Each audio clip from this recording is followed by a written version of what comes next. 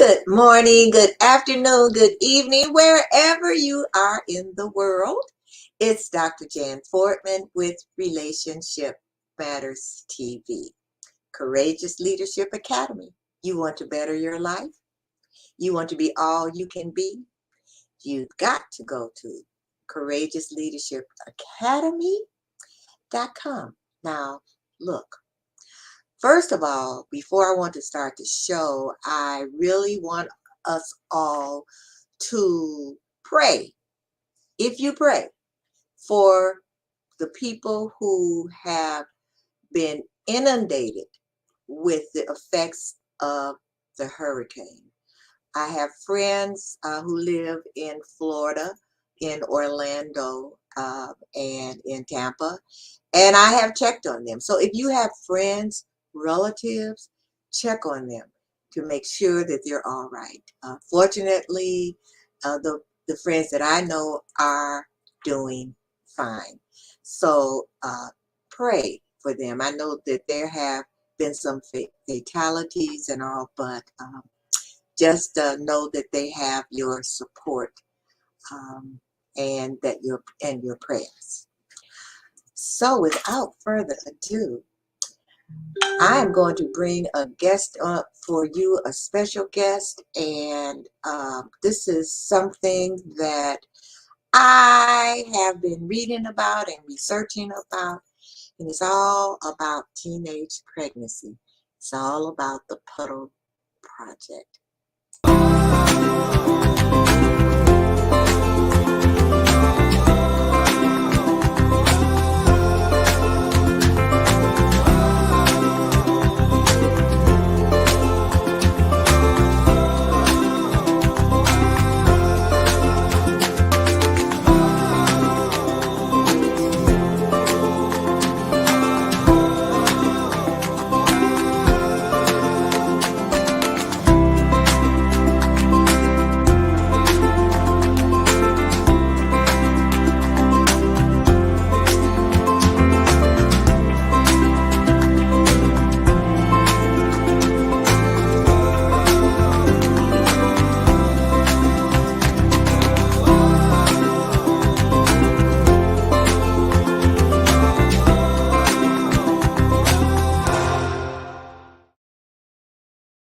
The Puddle Project.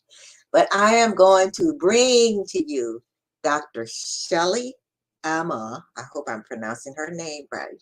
She is the founder and CEO of the Puddle Project, where she and her organization are dedicated to ensuring pregnant and parenting teenagers, ensuring that they have the tools they need to be successful parents.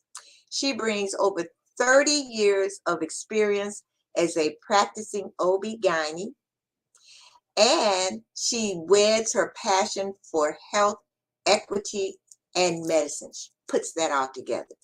She's committed her time to improving access to quality health care for low-income communities and communities of color. Now, during the pandemic, she, in collaboration with 10 other based physicians, formed a collaborative and worked to address the gaps in healthcare access for pregnant women and infants of color. And a lot of that had been exacerbated by recent closures of Chicago medical facilities during the pandemic. It's something that we kind of discussed before we came on. But what I want to do right now is bring to you Dr. Shelley. Let me find you. Where are you? And we talked about the internet and computers. Okay, let me bring her on. I'm like, we just talked about this beforehand. How Yes. you can be working on your computer all day long, and then when you really need it, it acts up. But anyway, welcome. Thank you. Welcome. It's an honor really, to have you on this show tonight. It really is. But you know what? I want to ask you first. Why did you become a doctor?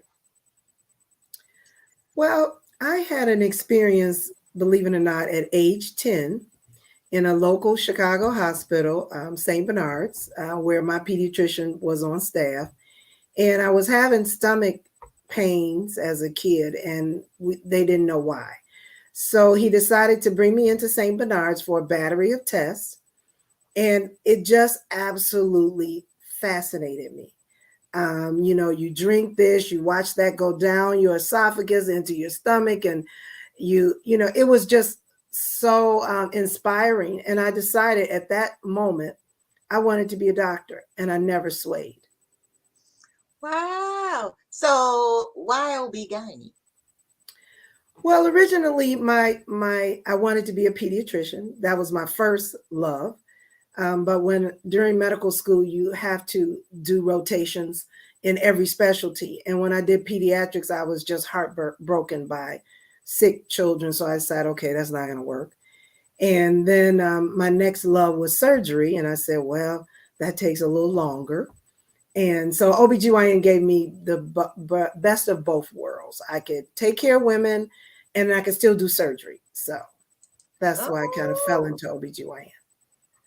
so what's it like delivering babies? It's actually a true blessing. It's a new experience every time. Every mom is different. The way they deal with pain or the circumstances every time is different. You have to have respect for every woman that decides to have a baby and follows through with all her prenatal care and all the way to delivery. And every time is just something special. It's always special to see a different little child come out and cry. Wow. Wow. Well, I had a C-section. So Well, they still come out and cry. A C-section or they vaginal did. delivery. Yeah, So right. And after the C-section, I said, I'm never having another baby ever. They, they said that was the first thing I said when I came. Never. And I never did. Just have the one son. okay. So um now you transition that into focusing on teenage pregnancy. When did you decide that that was going to be your focus? Well, throughout my career, when I first started, I was in a group practice, then a private practice. I've always had teen moms in my office, and they were always very special because they needed additional resources. They also needed sometimes you to just be a parent to them, and so I fell into that role quite easily, and so there's always been they've always had a special place in my heart. And as I transitioned into more of a hospital-based practice, I didn't have as much office time with teens. So, and I started doing career fairs and encouraging students to be medical professionals.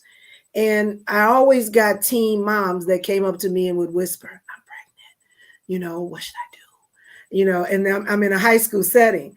So this happened so many times. And I said, well, let me talk to the administration about what resources they have.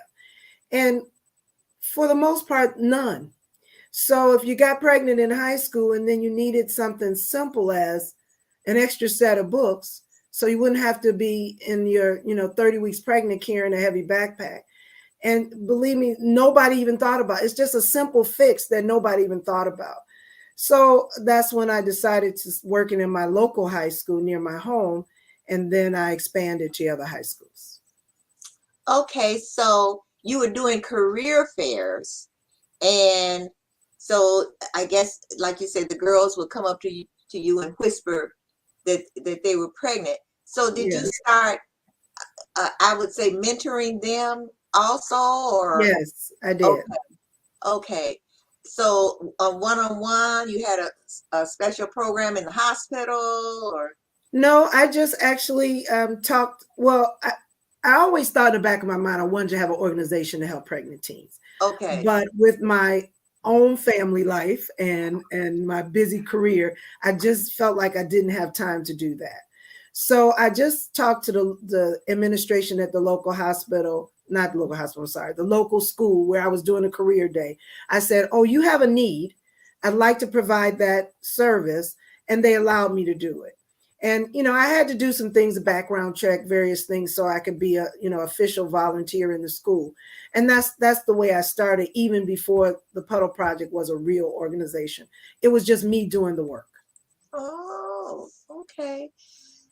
And so why? So you were doing the work, and you felt that you wanted to have, well, start like an organization. So, and you started now. When did you start the Puddle Project, and why did you name it the Puddle Project?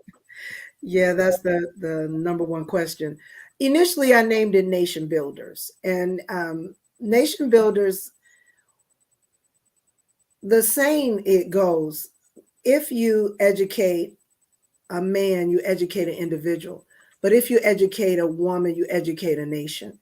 And it's an African proverb, and it was I thought it was just so profound because it's true. Women nurture families. So when you educate women, they encourage their families to be educated. So I think it's just a phenomenal way to think about what women do.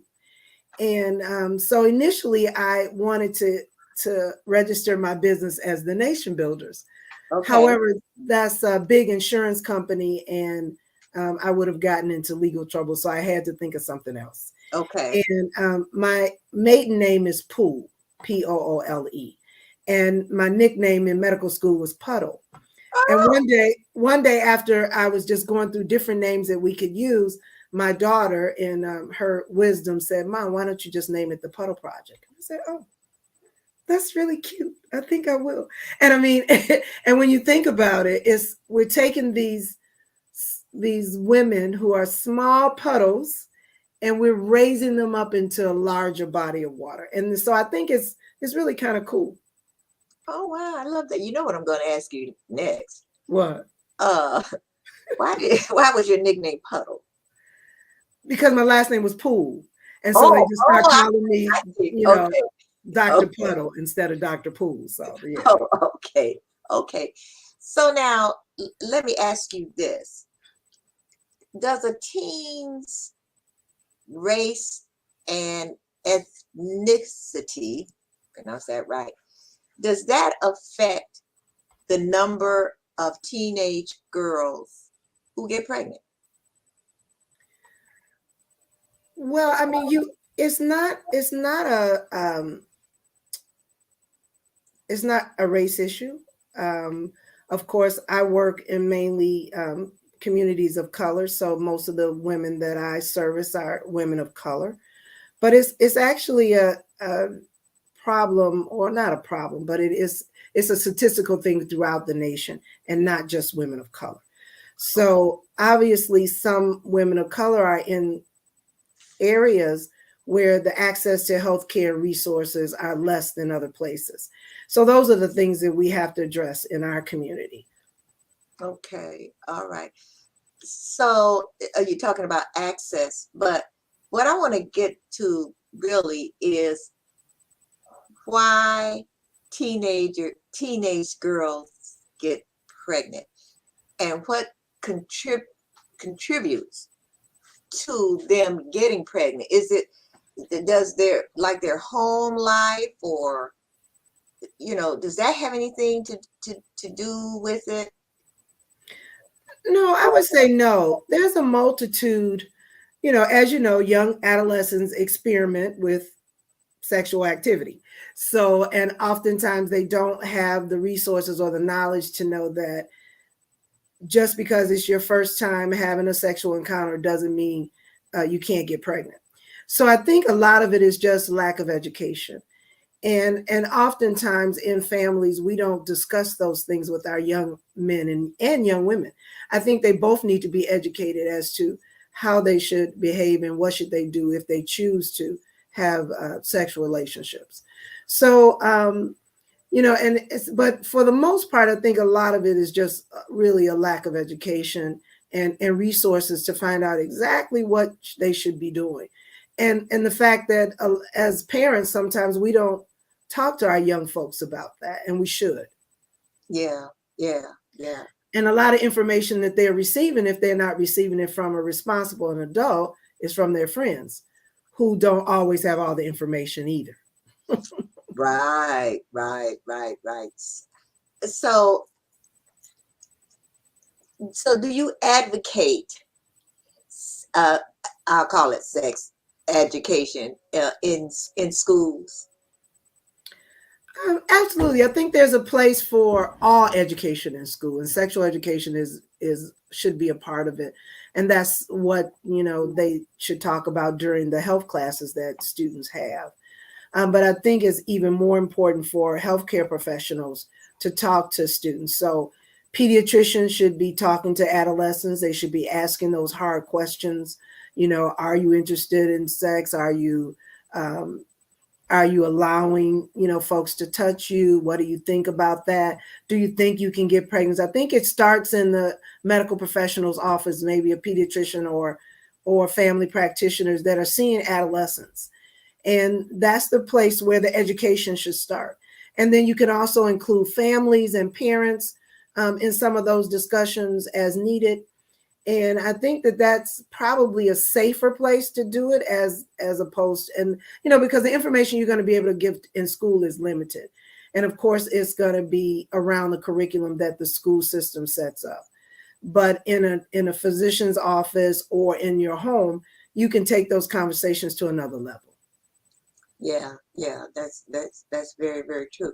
So, do you run across teenage girls that knew that if they had sex, that it was the likelihood that they may get pregnant, but they wanted to? Yeah, I mean, that's also some of the social issues that we have to deal with.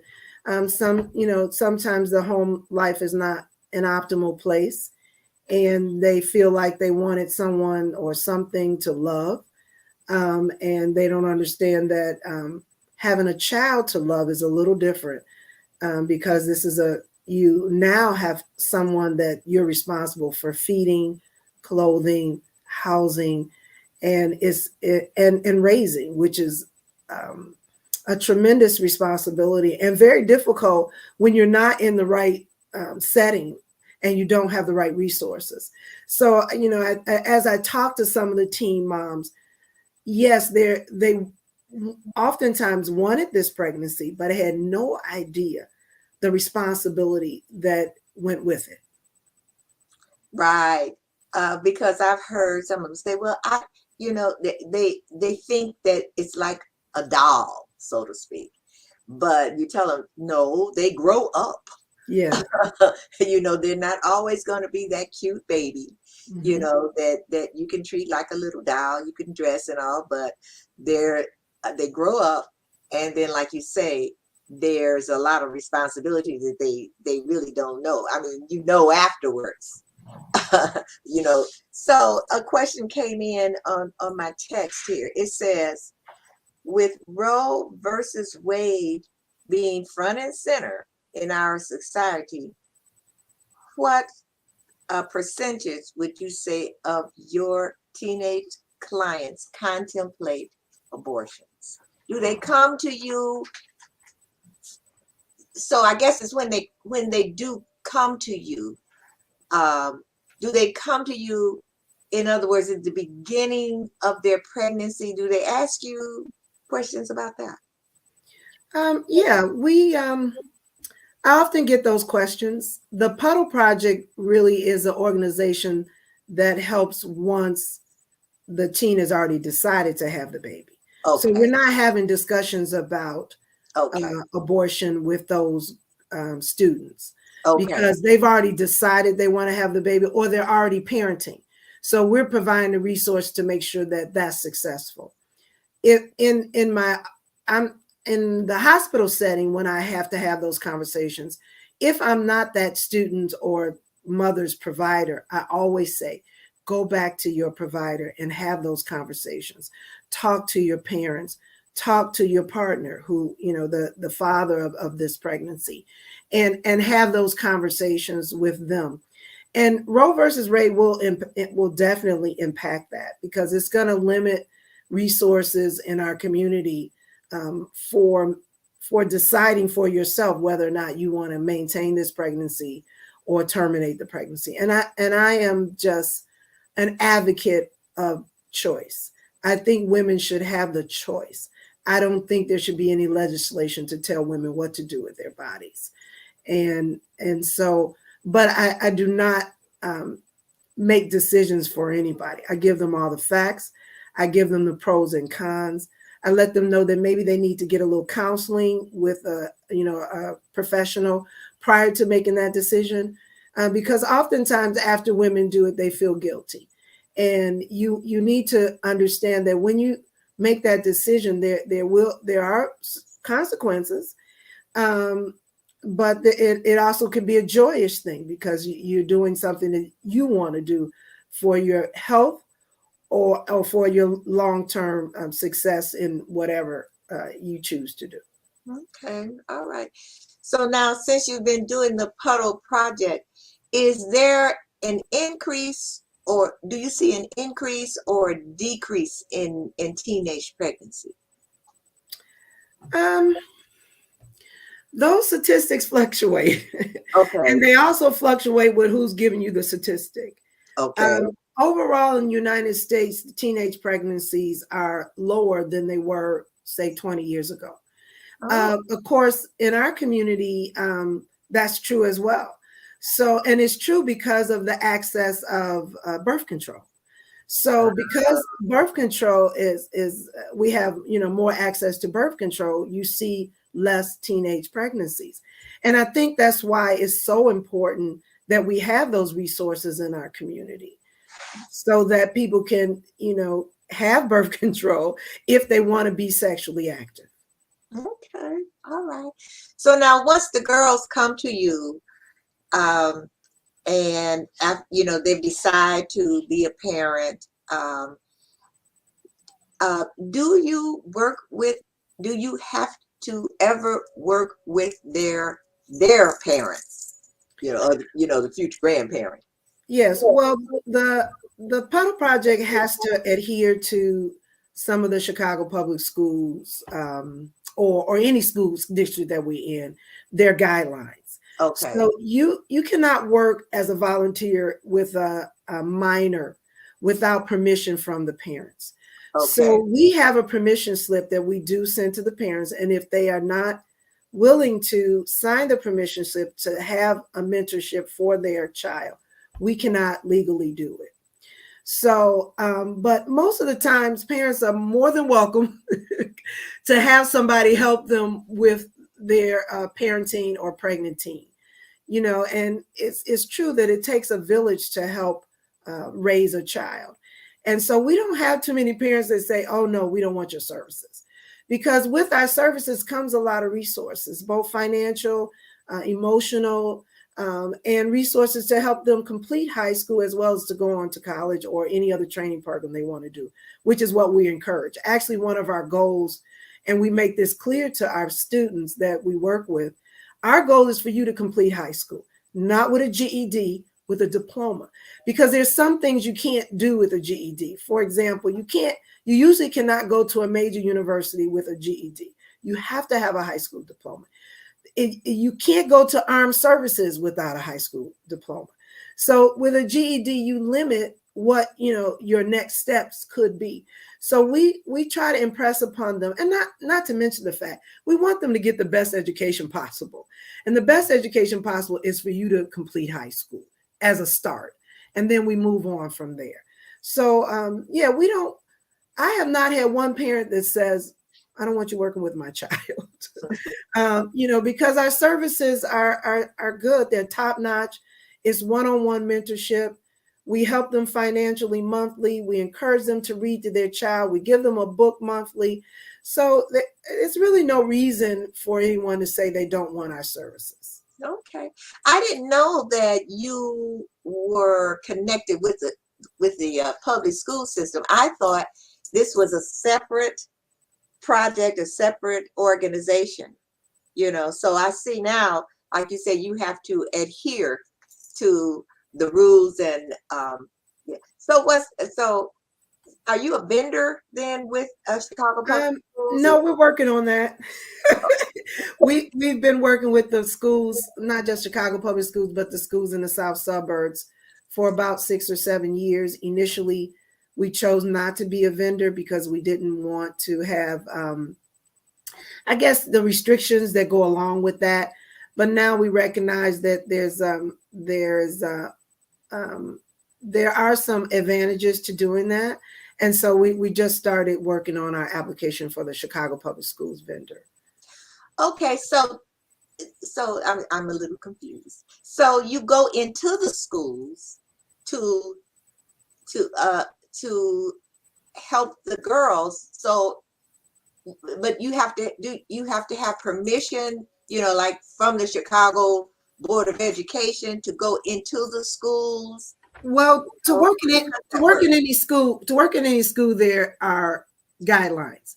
So most schools will expect you to have a background check. They may have their own application process. The Chicago Public Schools process is different from every other school's process. So often in the world. So for me, because we're in 5 different high schools, we have to be background checked in every high school. So okay. The Chicago Public School is just one general. I mean, once you're background checked and approved in Chicago Public Schools, you can go to any high school in the Chicago Public School system, but you still have to have permission from the principal. So it's still, you just can't walk into the school and say, okay, this is a service I provide. You have to talk to the administrators there. And even when you're a vendor in Chicago Public School, you still have to have a relationship with the principal, because she could choose not to have you in her school or his school. So there is a process for every school system, and it's for the safety of the students. And so we decided, even though we're an organization that we could do work outside of Chicago or outside of any school, where are the pregnant teens? Hopefully they're in the schools. And that's the easiest way to have a relationship with them. And also the administrators are usually very encouraging in terms of encouraging the students to be a part of our program. Okay. Well, I have to take a quick break.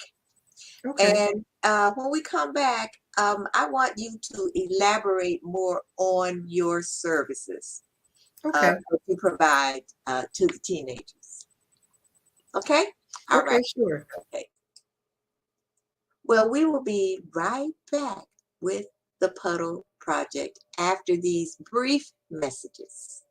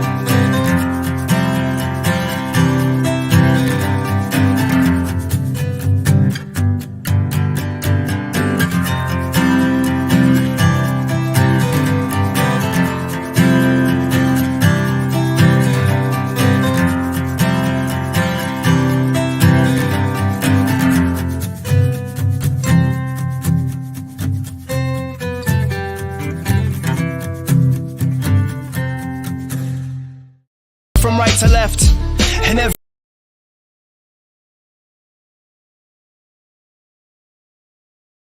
from right to left and every angle in between. Know what I mean? In this day and age, so many seem like they're lost inside a world and held captive in a dream. A glimpse of mediocrity, take one for the team. And even though this path is long and this place is unforeseen, gotta keep your feet moving, filling spaces in between, seeing places in your dreams. If you complacent by your means, by all means go back to sleep. The path is steep, there's no rest for the weary. If you intend to reach peaks, it gets deep. Come on, it's infinite, we still climbing. Yes, yes, y'all. And thanks for the positive vibes, but I still got a mountain to climb. Just take it one step at a time, I'm gonna yo. ball till I fall, gonna ride till I die. I'll never give in, yo, if I wanna survive. Not gonna swallow my pride, I'll never give up, cause when it's all said and done, is what I've done enough. I push myself to the edge, I push myself to the brink. Is the toil all worth it? It makes me stop and think. But through the mud and the mire, the joy and the strife, no one can claim that I didn't live all of this beautiful life.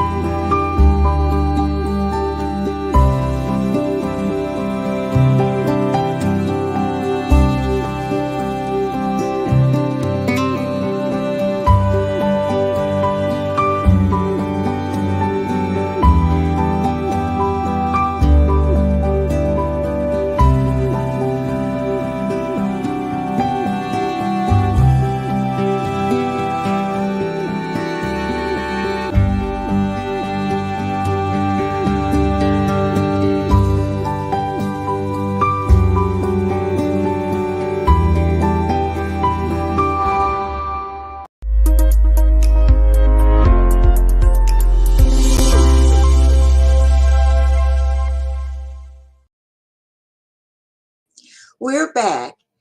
If you would like to have a video promotion or video book trailer, please contact us at jan4now125@gmail.com. That's JAN, the number 4, NOW@gmail.com. We will be happy to provide you a video promo, video commercial, video book trailer of your books and of your services and products. So let's get back to the Puddle Project. All righty. So now let's talk about the services, the exact services that you offer these girls. Well, our service is a one-on-one mentorship. So we have volunteers who mentor each student. And we also have both male and female. So we do have one couple that we're mentoring now who are, well, the young lady finished high school. The young man didn't, but we're trying to encourage him to finish. And so it's a one-on-one mentorship. And basically, it's just the services circle around our goals. And our goals are graduating with a high school diploma, developing healthy family lifestyles for themselves and their child, and becoming responsible parents and working adults.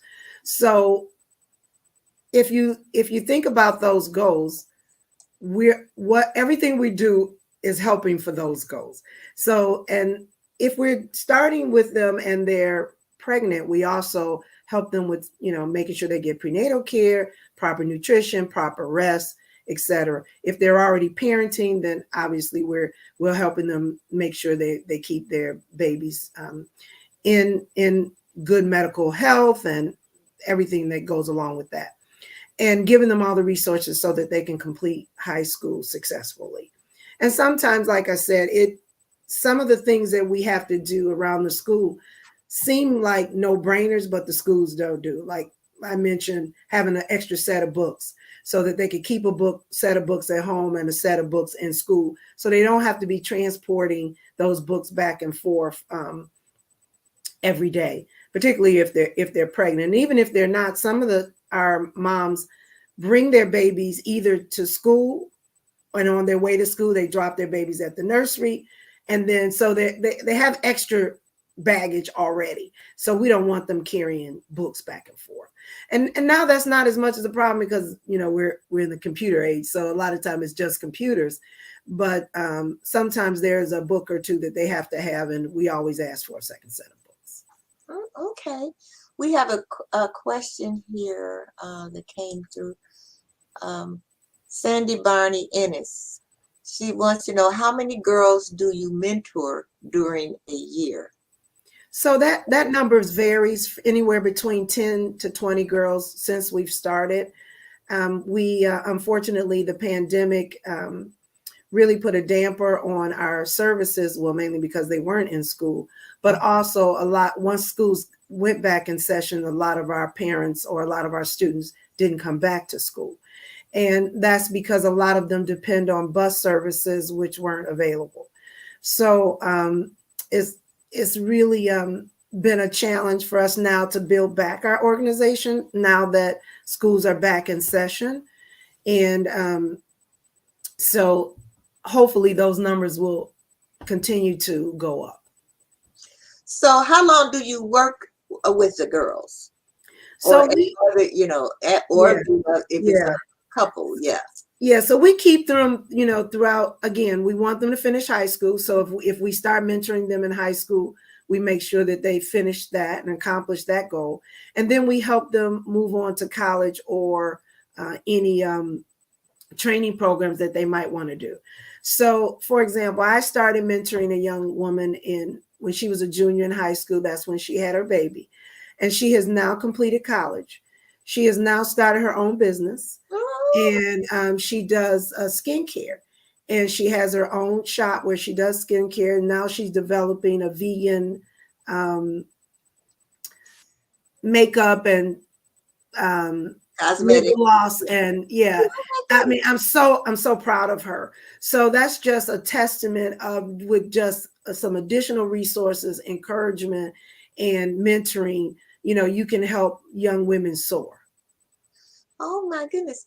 So now is it one-on-one mentoring, or do your mentors, do they mentor more than one pregnant teenager?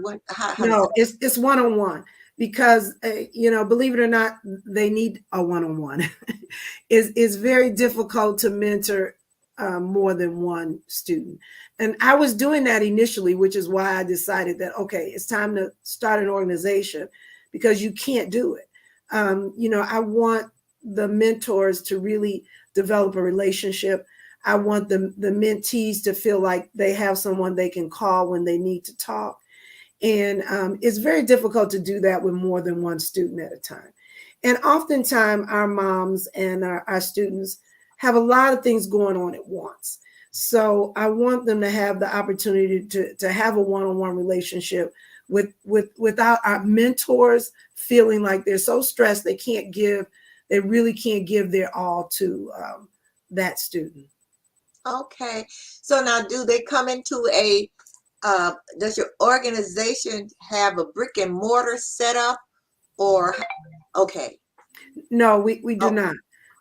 We do not. I mean, I'm hoping that at some point we could have an emergency shelter, because we have had students that have become homeless when they become pregnant, either because they get put out of their home, or they choose to live with their significant other, and then that doesn't work out and they don't have anywhere to go.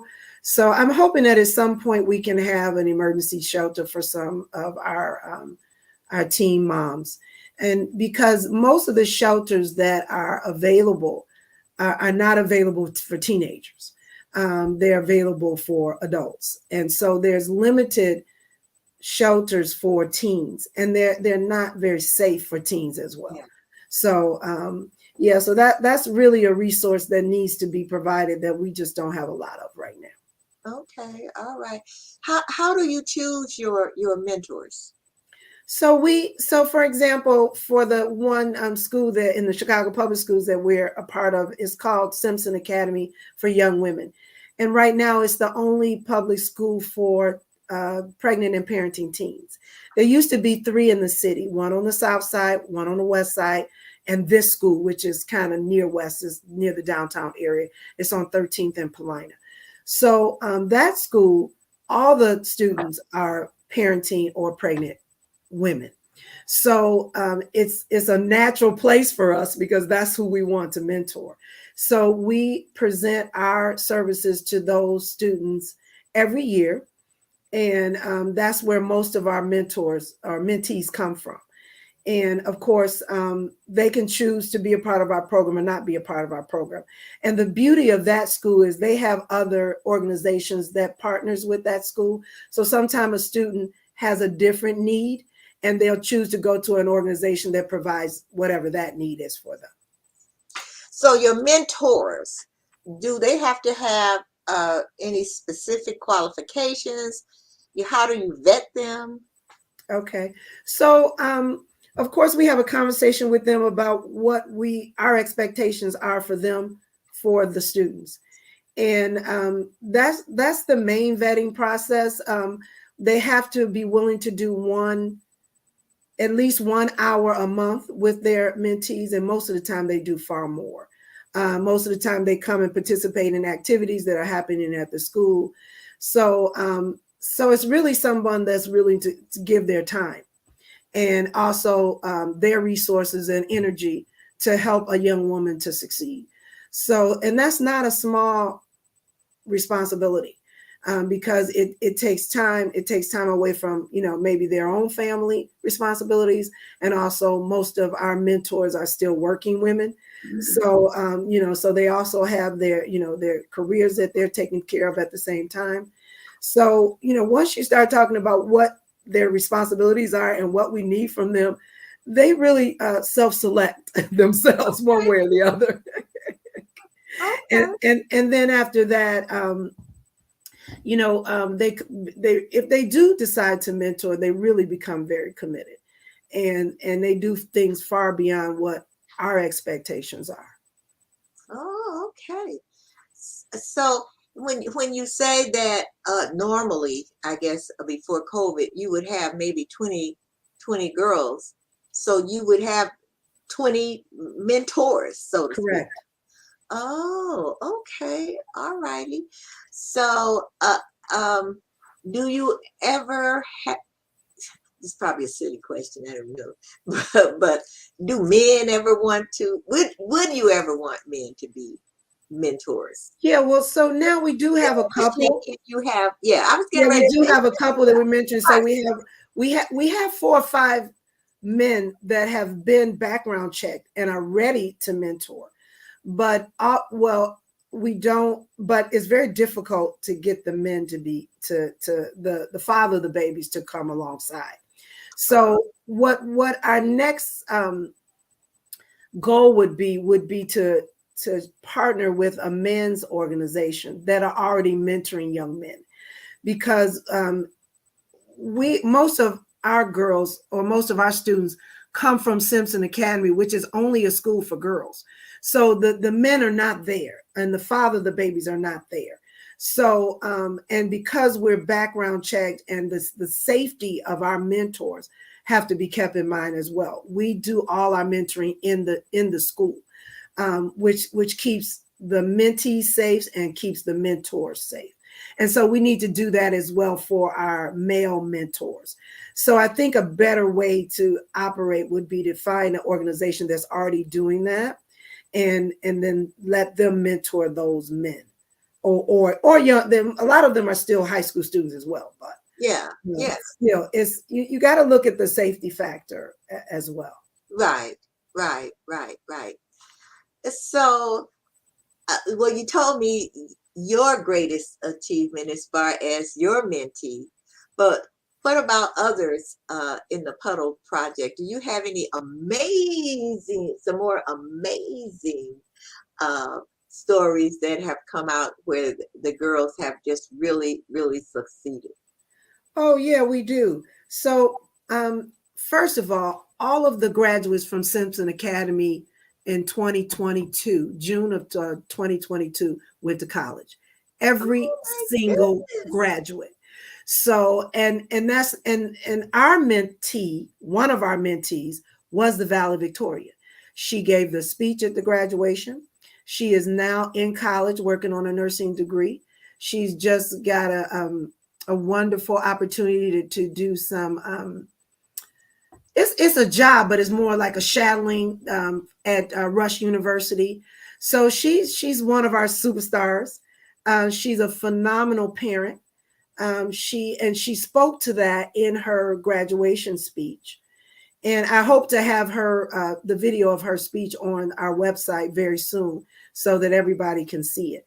And two of our mentees, if you go to thepuddleproject.org, you can see their videos, and they'll talk about how the Puddle Project helped them to become better parents and continue to succeed in whatever they chose to do. So yeah, we there's some absolutely good work going on that is not publicized. You know, we need to talk about some of our success stories instead of all the horrible things that are happening in our world. And some of these young women are doing some phenomenal things. Wow. Wow. And have you been to any weddings? No, not of our mentees yet. Okay. We haven't, but I'm sure we will. If we continue to mentor women, I'm sure we will. So now, I know you said you tried to get back to where you were before COVID. Yes. And so, how do you recruit? How do you get the word out, I should say, to women who want to, to mentor teenage girls, who are pregnant, who are parenting? So, well, one way is to do things like what I'm doing right now. You've given me the opportunity to talk about our organization, and we've had some sororities that have allowed us to do that. A lot of our mentors are friends of the current mentors, so it's a lot of word of mouth going on. Oftentimes when we go into school and we mentor, sometimes we'll get a teacher that says, wow, this is something that I would like to do. I've heard about your program, and I would also like to mentor. So it's that's the main way that we have done it. But obviously, we really need to have a broader base so that we can mentor more girls. Our goal would be to mentor every girl at Simpson Academy, and also in some of the other South Suburban high schools where we work. We're at Homewood Flossmoor High School. We're at the Thornton Township High Schools. That's Thorn Ridge, Thornton, Thornton Fractional. And so every time we pick up another school, we need more mentors. So for my audience sake, these are all schools in Illinois. Yes, So, they're all in Illinois. Yeah. Yeah. So have you thought about the Puddle Project being not only in Illinois, but in other states? Well, I think that's a tall order right now. Okay. I think we have plenty of pregnant and parenting teams right here in this area. Okay. And the challenge is finding mentors to mentor those moms and dads. So I think that we have more than enough to do right here in the Chicagoland area. And obviously, it would be a great model to take to another state, perhaps finding someone else like me that wants to take on that task. And then, we help mentor them to start an organization in their area. I think it would be very difficult for us to try to do something outside of the Chicagoland area right now, because remember, you want to be hands-on with these students. During the pandemic, we did do a lot of videoing and talking to people, FaceTiming and Zooms, but you really need to be hands-on and you need to see people. Oftentimes people put on a very different face on a Zoom call, and then when you see them, you're like, oh, what happened? You look like you're not taking care of yourself. You look differently on the Zoom, but I can see you're not really, that there's some things that you are not taking care of that I need to help you with. So it's really important to be able to see people one-on-one. And Okay. it would be a challenge to do that if you were doing something in another state, if you couldn't travel there. Okay. So my last question that came in, it says, and I guess this, I guess it can have to do with what you're doing now with teenage girls, or just in general. It says, what has been one of your most fascinating experiences during your medical career? Oh. Gotta think. Yeah, I got to think about that. Well, when I was in training, I had a patient who had a very, and this has nothing to do with obstetrics, but this was fascinating because of this experience, I was able to write a paper and published it in one of our journals. So this was a lady that had a huge tumor, and we were able to remove the tumor. And the tumor was so large that we had to have a second table next to our operating room table to actually remove the tumor and roll the tumor over to that table. So that was one of my most fascinating operations that then led to me writing a paper with some of the physicians at the same hospital where I was. So I guess that was the most fascinating thing in terms of gynecologic work. But in terms of obstetrics, believe it or not, every time I deliver a baby, it's fascinating. I have every time I can help a mom bring a child into the world safely, is fascinating. So, and I guess that's part of being a OBGYN physician. You know, you see that life every time you step into the hospital. And that part is really an amazing gift that God has given me. Oh, that's wonderful. Bless you, bless you, bless you. So now, if people, most of my audience are women, Okay. and a lot of them are retirees. I'm talking to you all. You know who I'm talking to. Yeah. And if they want to be a mentor, or if they just want to find out more about the Puddle Project, where do they go? Some of them listen, some of them read. So, Okay. So as you have on your screen, which I appreciate, info@thepuddleproject.org is our email address. You can email us and say you'd like to help in some way. You can help financially. Oftentimes we have events where we would love to have some grandparents come and hold the babies or take care of the children, read stories to them while we do other things with the moms. So that's one way that a retiree could help. Also, as you see there, thepuddleproject.org is our website. You can go there. You can also donate there. You can also donate by Zelling money to info@thepuddleproject.org. So those are ways that you can contribute financially. One thing we do with our moms, we give them a $100 gift card every month, along with a board book, which is one of those hard books that can't be torn up by kids. And because we encourage them, one of the things that they have to do if they're mentored by us is they have to read to their child every night. So we provide them with a book to do so. So that's the other way that you could help. You could decide to buy board books for us or give us money to buy board books. And the gift certificates that we give are Walmart gift certificates. Because one thing we don't want our girls to have to work during high school, because we feel like they have enough to do. If they can keep up with their studies and be excellent parents, that's more than enough. We try to discourage them from working if they don't have to.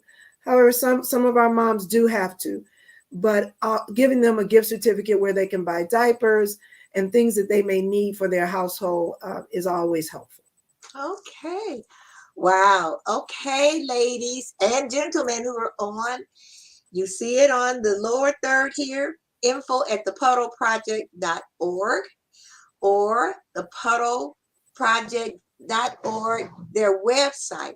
And you can see all of the services and the wonderful things that they do. Dr. Amuh, is that Amuh, Dr. Shelley Amuh? Amuh. Oh, this is good. Amuh, thank you so much for being a guest on tonight's show. You are doing wonderful, wonderful, wonderful work. Thank you very much. Thank you for having me. Oh, it's been a plum pleasing pleasure. All right, you have a beautiful, blessed rest of your evening. Thank you. You too. All righty. Wow, that she's doing amazing. The Puddle Project is doing amazing work, amazing work. And what I like to do, one thing that I was remiss, and I was told by one of my listeners, I should say my viewers, I talked about Florida, but she said also check on those who are in Georgia and the Carolinas. So if you, and we are sending prayers to both places. So all three places actually, just everywhere where, oh my God, where this is hit. So I want to thank all of you for tuning in and viewing today. This was a very, very important show. And if you know of teenagers who are pregnant and looking for some support, the Puddle Project. And if you would love, I know some of you would love to be mentors, the puddleproject.org.